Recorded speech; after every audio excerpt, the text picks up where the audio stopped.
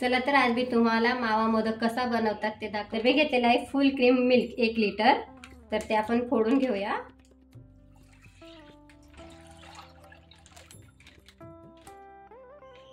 आता मी gas on करते।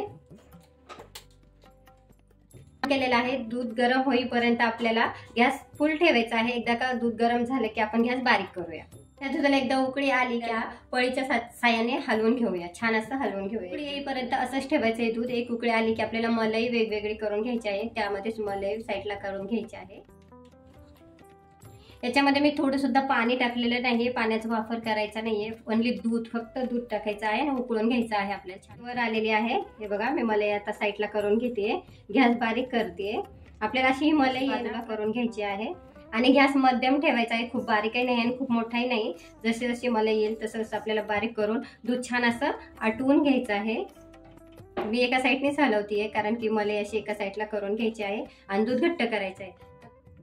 मलाई अशी साईडला करून घेते आणि स्टीलच्या वाटीमध्ये मी 2 चमचे गरम दूध घेते, कारण आपल्याला ह्याच्यामध्ये केशर टाकायचे। मी स्टीलची वाटी का घेतलेली आहे, काचेची घेतली तर ती क्रॅक होऊ शकते, म्हणून मी स्टीलची गरम गरम काढून घेतलेले। आपल्याला त्याच्यामध्ये 10 ते 12 काड्या केशरच्या टाकायच्या आहेत अशा। तर हे केशर घट्ट होईपर्यंत आपण केशर ह्याच्यामध्ये मिक्स करून घेऊया। याच्यामध्ये 1-2 मिनिटं मिक्स करून घेऊया। तर हे 10-12 केशर मी ह्याच्यामध्ये घेतले होते, ते मी आता दुधामध्ये मिक्स करते। पूर्ण असं दुधामध्ये मिक्स करून घेणार। कलर छान येईल, मस्त असा कलर येईल। दूध, मलाई आणि केशर एकत्र करून घेतलेलं आहे।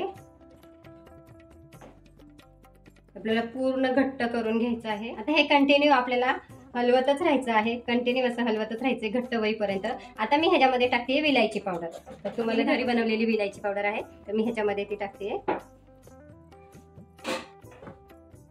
आपल्याला सगळं छान असं मिक्स करून गॅसवरच करते। याचा कलरही चेंज झालेला आहे, केशर असल्यामुळे व्हायला लागलेला आहे। तर आपण ह्याच्यामध्ये ना थोडी साखर टाकणार आहे। छोटी वाटी असेल तर 2 वाटी टाकूया, मोठी वाटी असेल तर 1 वाटी साखर टाकूया आणि 1 टेबलस्पून आपल्याला तूप पण घालायचं आहे आणि खूप छान असं घट्ट करून घ्यायचं आहे। याचे मी मोदक बनवतेय। दूध आता हळूहळू घट्ट व्हायला लागलेलं आहे, घट्टच झालेलं आहे। फक्त 5 मिनिट लागणार आहे पूर्ण घट्ट व्हायला। तर त्याच्यामध्ये आपल्याला साखर आणि तूप टाकायचं। असं घट्ट झालेलं आहे। मी 1 वाटी साखर घेतलेली आहे, ते आपण साखर ह्याच्यामध्ये मिक्स करून घेऊया। अजून मी थोडीशी साखर टाकणार आहे, 1 चमचा। खूप छान असं घट्ट झालेलं आहे, एकजीव करून घ्यायचा आहे। मी अजून 1 चमचा साखर टाकणार आहे, खूप साखर नाही टाकायची आपल्याला। साखर ह्याच्यात छान अशी मिक्स करून घ्यायची आहे।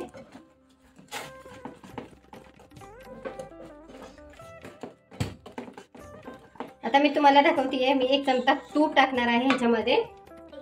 छान असा घट्टपणा आलेला आहे, तर मी 2 टेबलस्पून तूप घेतलेलं आहे। आपल्याला ह्याच्यामध्ये तूप पण घालायचं आहे, तर मी हे तूप त्याच्यामध्ये घालते आणि आता सगळं आपल्याला एकजीव करून घ्यायचे, साखर, तूप आणि अजूनही घट्ट करायचे आहे की आपले मोदक तयार होतील इतकं। खूप छान असं घट्ट करून घ्यायचं आहे। गॅस मी स्लोच ठेवलेला आहे, गॅस फुल ठेवायचा नाही, गॅस मीडियम फ्लेमवरती ठेवायचा आहे। ते मिश्रण हळूहळू घट्ट होत चाललेलं आहे। तर मी ते एका बाउलमध्ये काढून थंड होईपर्यंत ठेवणार आहे। 10 ते 15 मिनिटं मी थंड करायला ठेवणार आहे। आता हे थंड झाल्यावर मी तुम्हाला दाखवते मोदक कसे। अजून मी फक्त 2 मिनिट हे मिश्रण एकजीव करून घेणार आहे आणि मग मी गॅस बंद करून पूर्ण ते थंड करून घेणार आहे।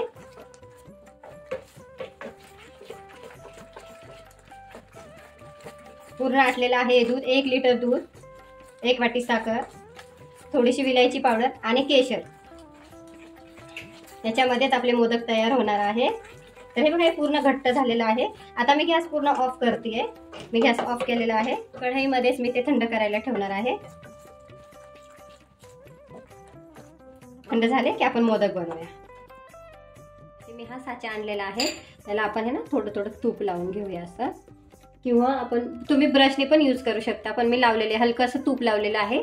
तर आता मी ह्याच्यामध्ये सारण भरते। हे बघा, आपण घट्ट केलेलं, हे बघा इतकं छान झालेलं आहे ते दूध। तर आता मी सारण भरून घेते। हा मोदकचा साचा आहे, याला तूप लावून घेतलेला आहे।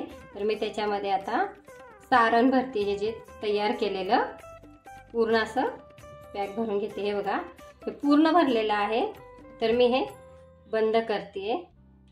आता जे बाजूला जे आहे ते आपण काढून घेऊया बाजूला, आणि खालच्या साईडला आहे ते तिथेच आपण पॅक करूया। छान असं पॅक करून घेते। अजून एक भरायचा आणि मस्त मोदकचा आकार द्यायचा। आता मी हे काढून दाखवते तुम्हाला।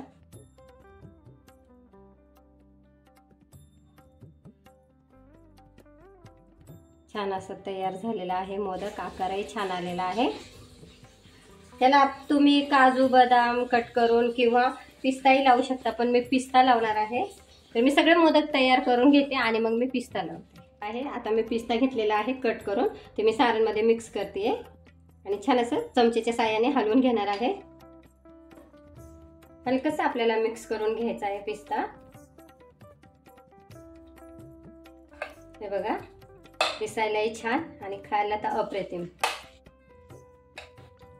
आता मी मोदक भरून घेणार आहे। तर हे बघा, मी ह्याला तूप लावून घेतलेलं आहे। तर मी ह्याच्यामध्ये असं थोडं थोडं करून भरते, कारण साचा मी छोटाच आणलेला आहे, जेणेकरून त्याचा आकार खूप मस्त येतो। साच्याच्या टोकापर्यंत सारण भरून घ्यायचं। हे बघा, आणि खालून आपल्याला अजून छान असं भरून दाबून घ्यायचं आहे।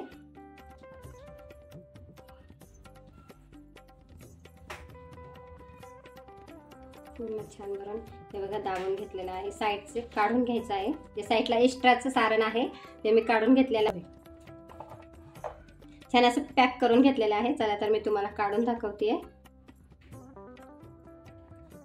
हे बघा किती छान मोदक तयार झालेला आहे, मस्त। असे मी सगळे मोदक बनवून घेते।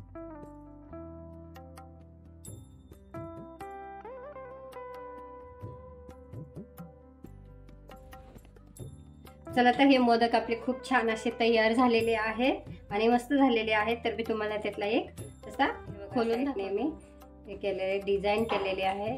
तर मी लावलेला आहे पिस्ता, तुम्ही बदाम किंवा काजूही लावू शकता। इतके छान आणि मस्त झालेले आहेत, खूप टेस्टी झालेले आहेत। तुम्ही नक्की घरी ट्राय करा। कमी साहित्यामध्ये हे मोदक तयार झालेले आहेत।